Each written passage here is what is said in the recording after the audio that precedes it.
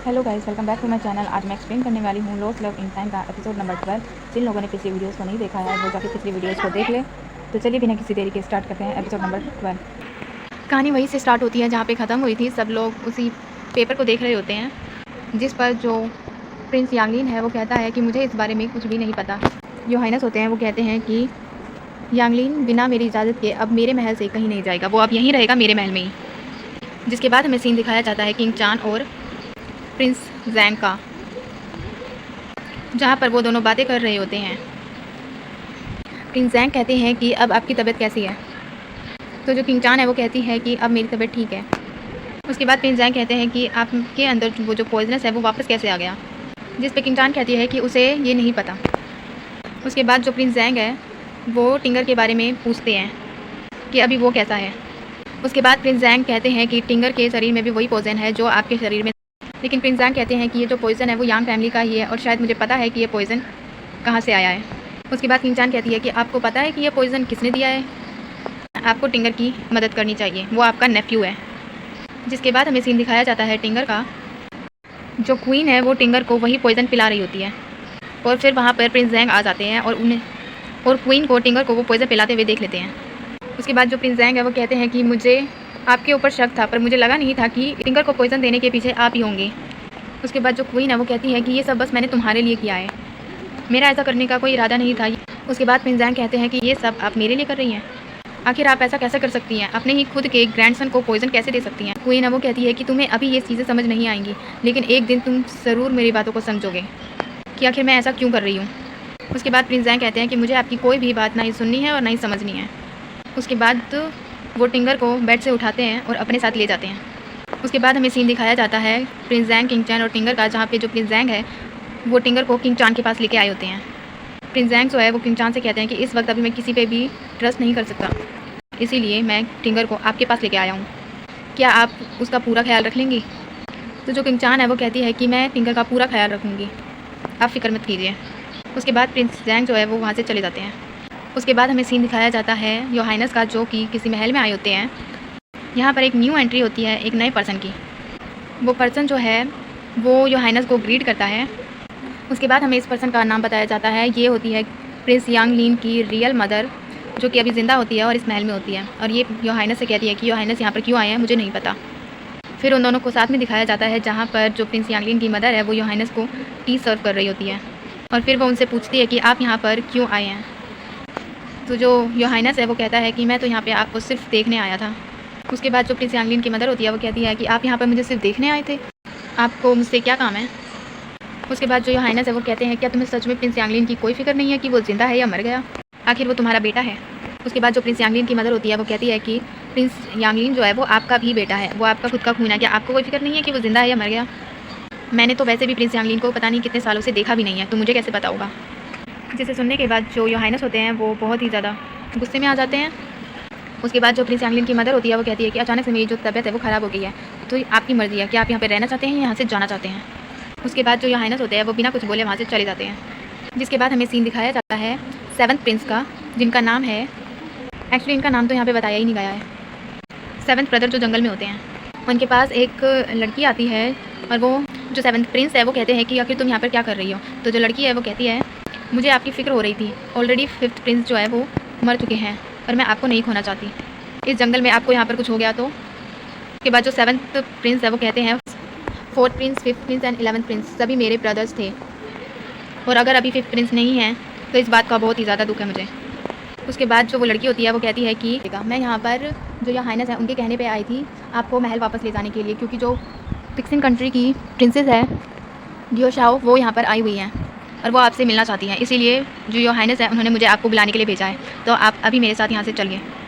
उसके बाद हमें सीन दिखाया जाता है महल का, जहाँ पे प्रिंसेस आई होती है योर मैजेस्टी के पास, और योर मैजेस्टी जो है वो कहते हैं कि जो अचाई कंट्री है और वी स्टेट वो बहुत ही ज़्यादा डिस्टेंस में है, आप इतनी दूर से पर्सनली आई हैं और आप अचाई ट्रिप से वी स्टेट में मैरिज के लिए आई हूँ, पर मैं किसी ऐसे इंसान से शादी नहीं कर सकती जिसे मैंने अभी तक देखा भी नहीं है, इसलिए मैं पहले जो क्राउन प्रिंस है उनसे मिलना चाहूँगी, जिसके लिए जो योर हाइनेस है वो इजाज़त दे देते हैं। उसके बाद जो प्रिंसेस है वो कहती है कि इस वक्त 5th प्रिंस के डेथ का मैटर चल रहा है और मैं इस वक्त आई हूँ, इसके लिए मैं आपसे माफ़ी चाहती हूँ, पर मुझे लगता है कि जो 4th प्रिंस है वो 5th प्रिंस जी को नहीं मार सकते, क्योंकि जो फोर्थ प्रिंस है उनके अंडर में पूरा ब्लैक आर्मो आर्मी आता है, तो उन्हें जो प्रिंस शी है उन्हें मारने की क्या ज़रूरत है। जिस पर मैजेस्टी कहते हैं कि आपको फोर्थ प्रिंस या फिफ्थ प्रिंस की मैटर की टेंशन लेने की कोई ज़रूरत नहीं है, इस मैटर को मैं अपने तरीके से खुद हैंडल कर लूँगा। उसके बाद हमें सीन दिखाया जाता है प्रिंस यांगलिन का, जो कि फिफ्थ ब्रदर शी की स्क्वाड को लेके बैठे होते हैं, और तभी वहाँ पर योर मैजेस्टी आते हैं। उसके बाद जो प्रिंस यांगलिन है वो उन्हें ग्रीट करते हैं, और मैजेस्टी है वो प्रिंस यांगलिन से वो स्क्वाड जो है वो ले लेते हैं, और उस स्क्वाड को लेके कहते हैं कि ये काफ़ी ज़्यादा फैमिलियर है, क्या ये फिफ्थ प्रिंस शी की स्क्वाड है। उसके बाद जो योर मैजेस्टी है वो स्क्वाड प्रिंस यांगलिन की तरफ कर देते हैं, जिस पर प्रिंस यांगलिन कहते हैं कि ये स्क्वाड जो है वो प्रिंस शी की ही है। उसके बाद योर मैजेस्टी कहते हैं कि सभी प्रूफ जो है वो तुम्हारी तरफ है कि तुम्हें प्रिंस शी को मारा है, तुम खुद को इनोसेंट प्रूफ कैसे करोगे। उसके बाद प्रिंस यांगलिन कहते हैं कि मैं खुद को इनोसेंट प्रूफ कर लूँगा, मैंने प्रिंस शी को नहीं मारा है क्योंकि। उसके बाद जो योर मैजेस्टी है वो कहते हैं कि मैं तुम्हें 3 डेज़ देता हूँ, उन 3 डेज़ में तुम्हें किसी भी तरह खुद को इनोसेंट प्रूफ करना है। उसके बाद प्रिंस यांगलिन कहते हैं 3 डेज़, जिस पर योर मैजेस्टी कहते हैं कि हाँ 3 डेज़ में किसी भी तरह तुम्हें खुद को इनोसेंट प्रूफ करना ही होगा। उसके बाद वो योर हाइनेस वो स्क्वाड प्रिंस यांगलिन को वापस कर देते हैं, और वो स्क्वाड उन्हें वापस करने के बाद जो योर हाइनेस है वो प्रिंस यांगलिन को कहते हैं कि ये जो स्क्वाड है वो यांग फैमिली की है, इस पर सिर्फ यांग फैमिली का ही अधिकार है, फिफ्थ ब्रदर के बाद इस स्क्वाड को तुम अपने पास ही रखना। उसके बाद हमें सीन दिखाया जाता है किंग चान और टैंगर का, जहाँ पे किंग चान जो है वो टैंगर को दवाई पिला रही होती है, और फिर तभी वहाँ पर जो फिफ्थ ब्रदर की वाइफ है वो आ जाती है। उसके बाद जो टैंगर है वो कहता है कि फ़ादर कहाँ पर है, उन्होंने मुझे प्रॉमिस किया था कि वो मुझे लैंटर्न फेस्टिवल लेके जाएंगे, मुझे लैंटर्न फेस्टिवल जाना है फ़ादर के साथ। जो फिफ्थ प्रिंस की वाइफ होती है वो कहती है कि जो फादर है वो बहुत ही ज़्यादा टायर्ड थे, इसीलिए वो रेस्ट कर रहे हैं, वो तुम्हारे साथ नहीं जा सकते।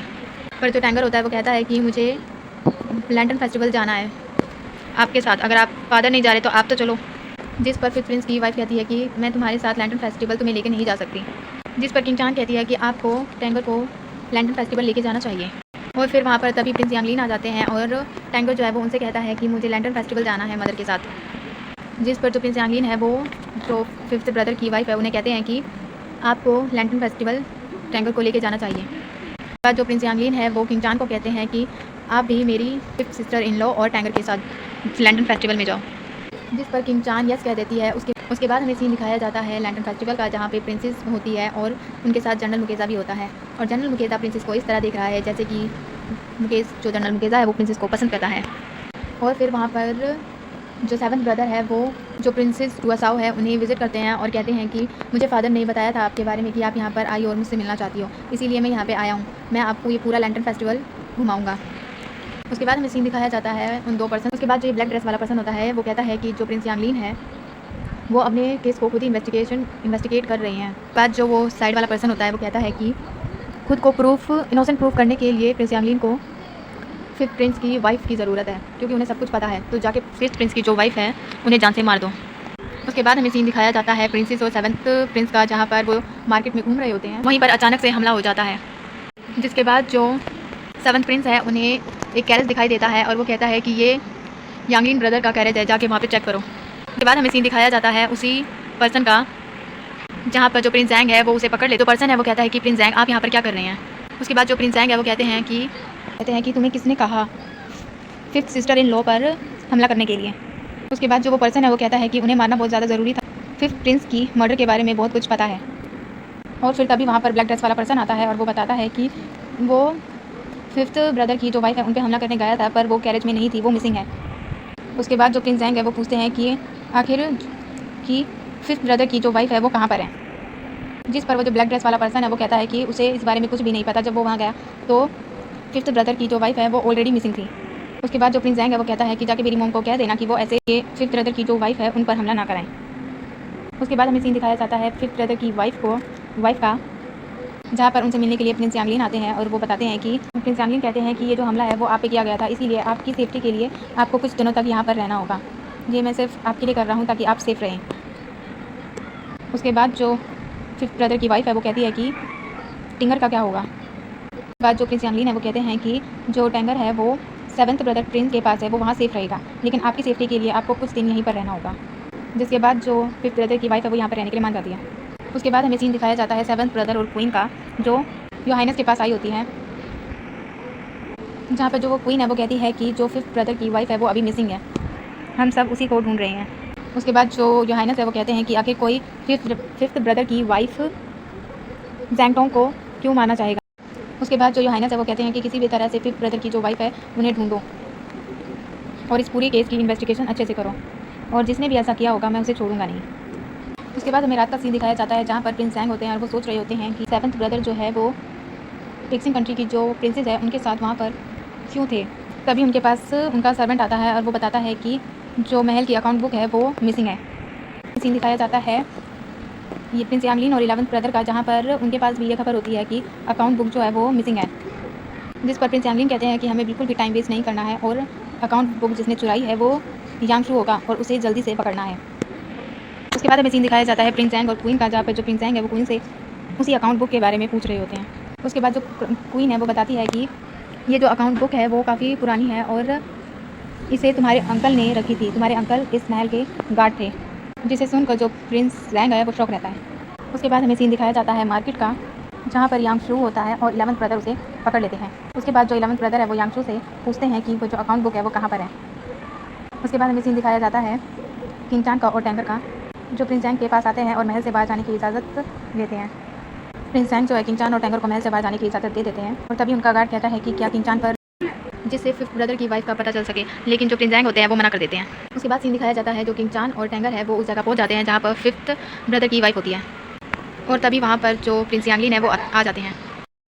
उसके बाद हमें सीन दिखाया जाता है 11th ब्रदर और यांगशू का, जहाँ पर 11th ब्रदर पूछते हैं यांगशू से और जो यांगशू है वो जवाब देता है कि वो अकाउंट बुक उनकी वाइफ के पास था। उसके बाद वहाँ पर एक सैनिक आता है और वो 11th ब्रदर को बताता है कि जो यांगशू की वाइफ है वो अपने घर पे नहीं है, और उसके बाद वो बताता है कि जो यांगशू की वाइफ है वो प्रिंस जैंग के सैनिक अपने साथ ले गए हैं। उसके बाद हमें सीन दिखाया जाता है प्रिंस जैंग का और यांगशू की वाइफ का, जहाँ पे प्रिंस जैंग के पास वो सभी अकाउंट बुक होती है। उसके बाद जो यांगशू की वाइफ है वो कहती है कि मैं और जो मेरे हस्बैंड है वो कई सालों से महल की सेवा करते आ रहे हैं, प्लीज़ इसलिए आप मुझे छोड़ दीजिए। जो प्रिंस जैंग है वो कहता है, सभी को यहाँ पे बता दो कि जो यांगशू की वाइफ है वो यहाँ पर कुछ दिनों के लिए गेस्ट बन के रहेगी।